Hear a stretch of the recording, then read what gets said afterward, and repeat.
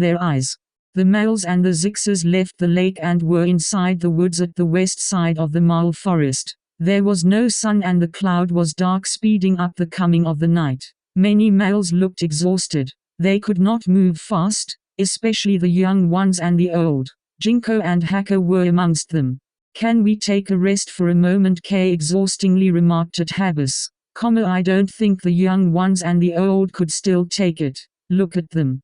It was true. Many males seemed to be just dragging their feet from behind while a few were being carried by the stronger ones. Fear and confusion reflected on their eyes, thinking that the male Servius were behind them. Some were dropping to the ground. Jinko and Hacker saw this in the past. They had been there, fleeing from the Northerners. Only now, they are fleeing against those who they lived and coexisted together for years. Suddenly, Hacker's body gave up and he dropped to the ground, catching his breath.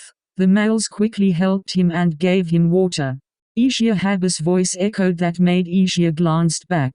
As he turned around, he saw the thick line of males behind him where many were becoming weak. Some of them were being helped out by the others until he saw some of the males beginning to faint like Hacker. He ordered the Zixes to stop. They had been traveling for hours already and they were already far away from the lake, nearing the edges of the woods towards the open tundra. He quickly went to where Jinko and Habis were. "Is he all right?"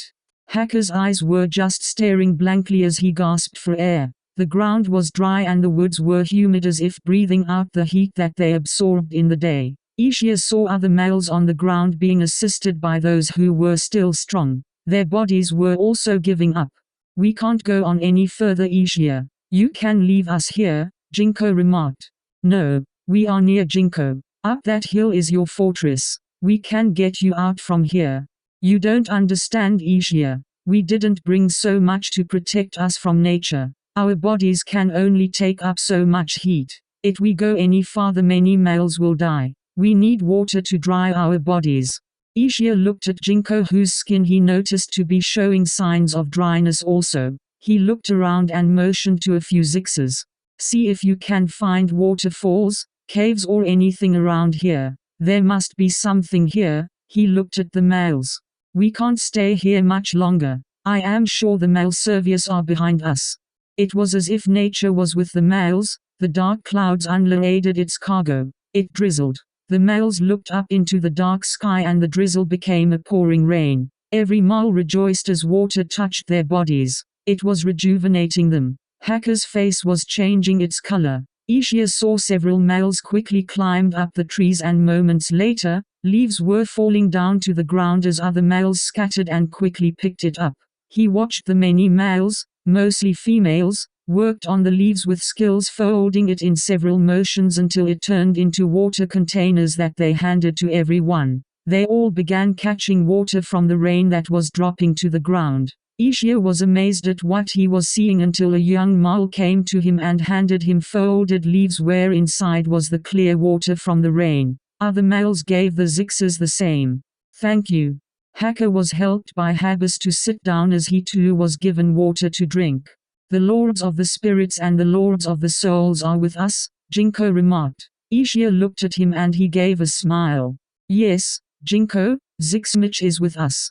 Ishia drank the water and as he lifted up his head to finish the remaining contents from his container, his eyes caught the familiar birds flying from afar towards them. He dropped the water container and spoke to the males. "Jinko, we have to move. The enemy scouts are coming above us. The male Servius already know where we are." A few Zixes aimed their arrows to the sky, waiting for the birds to be within their striking distance, but Ishia held them.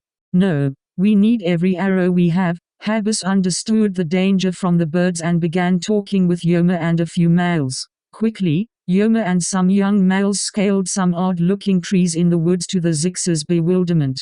They watched as vines from the trees fell on its sides and collected by the others on the ground. Habis went to Ishia. "We need your daggers. We will make you your arrows. You can spend the others by bringing down those birds."